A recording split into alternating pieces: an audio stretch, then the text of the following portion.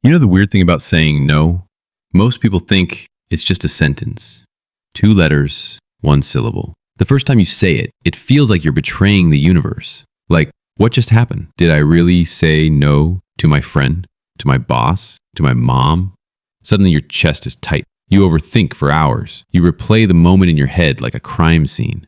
Was I rude? Did I sound selfish? Are they mad at me? Because for most of us, saying no isn't about boundaries. It's about guilt. Guilt that you're not nice anymore. Guilt that someone might think you're difficult, unhelpful, cold. But here's the plot twist. That guilt, it was trained into you every time you were told, don't be rude. Every time someone praised you for being so helpful. You were being programmed, not to be kind, but to be available. Now here's what really happens when you start saying no. People start acting weird. Not everyone, but the ones who benefited from your yeses the most, oh yeah, they notice. You'll get the passive-aggressive, oh okay, the sudden distance, or worse, the guilt trip, I just thought you were different. And this is the part where most people quit. They cave. They go back to being the yes machine because the discomfort is real, because we were never taught that saying no comes with a price. Discomfort, conflict, change. But let me tell you something important. That discomfort, that's growth. That's self-respect finally showing up and knocking on your door like, hey, can we stop being everyone's emotional doormat for once? Here's a real example. You have a friend who always dumps their problems on you, calls you at 1 a.m., texts you during work, never asks how you are. One day, you say, hey, I'm not in the headspace for this right now. And they go cold. Suddenly you're distant, you're changing, and you are. You're changing from someone who gets drained to someone who protects their energy. And not everyone benefits from that version of you. Now I know what you're thinking. This sounds lonely. And yeah, sometimes it is. But you know what's lonelier? Spending your life surrounded by people who only love you when it's convenient. Here's another thing no one tells you. Saying no doesn't just protect your time, it reveals who's real. When you set a boundary, you don't push people away. You just stop pretending you're okay with things that actually bother you. And the people who matter, they don't get offended. They say, hey, thanks for telling me. They respect the no because they respect you. Let's break this down to something simple. Saying no is like locking your front door. It's not aggressive. It's just a way of saying, hey, not everyone gets full access. And the ones who freak out were never visitors. They were invaders. You don't need to be mean. You don't need to explain yourself to everyone. You don't need to write a 10-paragraph essay on why you can't help this weekend. No is a full sentence.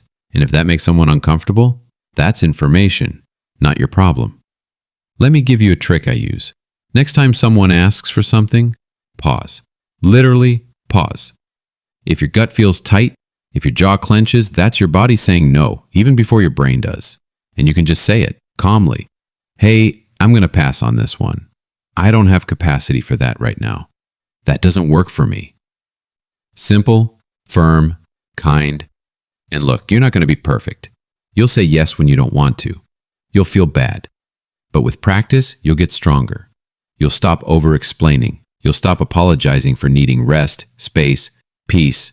Because the real power of saying no isn't just about rejecting others. It's about choosing yourself, choosing your time, your mental health, your actual life. Let me give you another scenario. You're at work, and someone volunteers you, without asking, to organize the office birthday party. You weren't even in the meeting, but suddenly you're in charge of balloons, cake, and Karen's gluten-free nightmare. So you walk up, take a deep breath, and say, actually, I won't be able to take that on. And just like that, the room changes. Someone squints, someone fake smiles, someone mutters, okay, no worries, but their tone sounds like you just canceled Christmas. And inside your brain, full-blown panic. You imagine them gossiping. You know that guy's not really a team player. But here's a fun fact.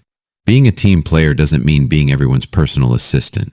It means knowing your role and your limits. And if your team falls apart because you didn't bring cupcakes, that says more about the team than you. Here's another twist people don't talk about. When you start saying no, people will test you. They'll come back with, just this once. They'll say, you're the only one I trust. Or the classic, I promise it won't take long. That's manipulation, in polite packaging, wrapped in fake compliments and guilt sprinkles. But you've got to remember, your no has to survive the second ask. Because the first no is the announcement. The second one, that's the enforcement. And yeah, sometimes it's not even others. It's you. You say no, then spend the next 3 hours justifying it in your head like a lawyer prepping for court. You imagine fake arguments. You rehearse imaginary speeches, all because you're not used to prioritizing yourself without a full apology. Let me say this loud. You're allowed to say no without a backstory.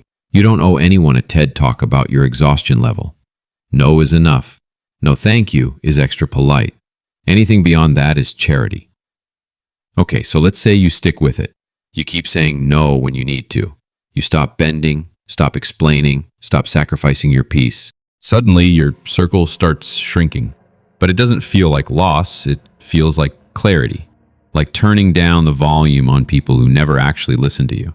You have more time, you sleep better, you feel less angry at yourself. Because guess what? You stopped betraying your own needs just to keep everyone else comfortable. And then one day, something wild happens. Someone asks for something. And you pause, you check in with yourself, and you realize you do want to help this time. But not out of guilt, not out of habit, out of choice. That's the win. Saying yes, not because you have to, but because you want to. So if you've been the yes person your whole life, if you've been the fixer, the helper, the don't worry, I'll do it type, this is your permission slip to stop, to rest, to say, I'm not available for that. And let that be the full sentence.